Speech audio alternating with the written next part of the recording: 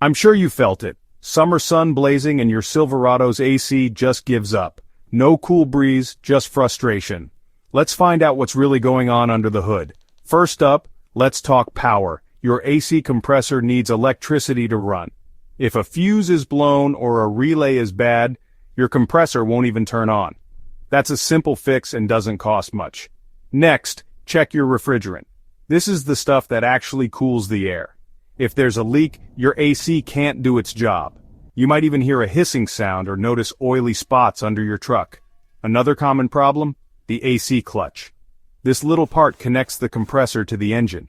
If it's worn out, your compressor just sits there doing nothing. Don't forget about sensors and wires. Modern trucks use sensors to control the AC. If a sensor fails or a wire comes loose, your compressor might get confused and stop working. Finally, sometimes the compressor itself is just worn out. If you hear rattling or grinding noises, that's a big clue. So, if your Silverado's AC isn't working, start simple. Check the power, look for leaks, and listen for strange noises. And if you're not sure, a trusted mechanic can help you keep your cool all summer long.